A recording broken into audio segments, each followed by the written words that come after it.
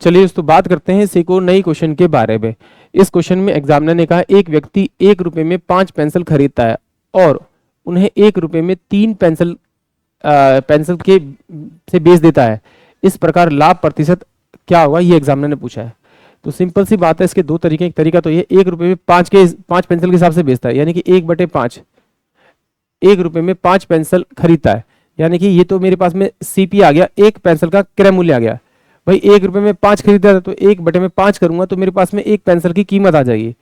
फिर एग्जाम में कह रहा है कि 1 रुपए में 3 बेच देता है, यानी कि 1 रुपए को मैं 3 से डिवाइड करूंगा, 3 पेंसिल से डिवाइड करूंगा तो ये मेरे पास क्या आ जाएगा, विक्रय मूल्य हो जाएगा, यानी कि एसपी हो जाएगा।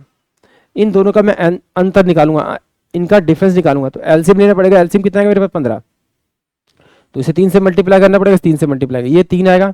इसको 5 से मल्टीप्लाई करना पड़ेगा, इसे 5 से मल्टीप्लाई, यानी कि ये 5 आएगा। इन दोनों का अंतर करेंगे तो 2/15 आएगा। ये नेगेटिव नहीं लेना क्योंकि मैंने डायरेक्ट घटाया है, आपको नहीं घटाना, आपको एसपी में से सीपी घटाना है। तो कितना है 2/15, यानी कि 2/15 जो आया वो आपका क्या आया, इसका आपका प्रॉफिट आया। अब वो क्रय मूल्य कितना था 1/5, यानी 1/5 क्या रखेंगे, परसेंटेज निकालने के लिए इसे 100 से मल्टीप्लाई करेंगे। तो ये वाली वैल्यू ऊपर मल्टीप्लाई, ये वाली वैल्यू यहाँ मल्टीप्लाई आती है। तो इसका मतलब है 2 गुना में आपका 5 बटे में कितना हो जाएगा आपका 15, इंटू में आपका कितना हो जाएगा 100। तो 5 दिया 15, तो ये कितना होगा 200 बटे में आपका 3 है, तो 66, 2/3% का उससे क्या होगा आपका प्रॉफिट होगा। यानी कि ऑप्शन जो मेरे पास में ए होगा वो इस क्वेश्चन के लिए करेक्ट होगा। अब आइए एक बार एक और तरीके से देखते हैं इसको।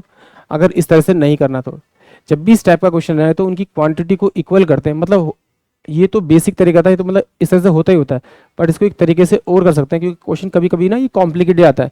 फिर इस तरह से करते हैं तो कैलकुलेशन काफ़ी टफ हो जाती है। देखिए एग्जामिनर ने कहा 1 रुपए में 5 पेंसिल खरीदी उसने और 1 रुपए में उसने 3 बेच दी। तो मुझे सबसे पहले क्या निकालना है कि वो टोटल क्वांटिटी निकालनी है कि उसने कितनी खरीदी और कितनी बेची। तो इसका मतलब अगर इन दोनों का मैं अगर एलसीएम ले लूँ तो एलसीएम मेरे पास 15 आएगा, यानी कि ये 5 नहीं है 15, तो इसे किससे मल्टीप्लाई करना पड़ेगा 3 से। तो 3 को इससे मल्टीप्लाई कर दीजिए, यानी कि 3 रुपए में उसने 15 खरीदी पेंसिल, ये आ गया। फिर ये 3 है, इसको 5 से मल्टीप्लाई कर दीजिए, 5 से 15, इसे मल्टीप्लाई करेंगे तो 5 आएगा, यानी कि उसने 5 रुपये बेच दी। यानी कि 3 रुपए में उसने 15 खरीदी और 5 रुपए में उसने 15 बेच दी। इसका मतलब है इन दोनों का जो अंतर है वो कितना है आपका 2 रुपए का। 2 रुपए का अंतर है, यानी 2 रुपए प्रॉफिट हुआ क्योंकि पहले 3 रुपए था, 5 रुपए, 3 रुपए का उसने खरीदा था, 5 रुपए बेचा तो 2 रुपए का प्रॉफिट हो गया। तो स्टार्टिंग वैल्यू कितनी 3 रुपए, तो ये कॉस्ट प्राइस नीचे आ जाएगा, इनटू में 100 करेंगे तो आपका सेम वैल्यू आएगा 66 और 2/3% आ जाएगा प्रॉफिट। यानी कि ऑप्शन जो मेरे पास में ए होगा वो इस क्वेश्चन के लिए करेक्ट होगा।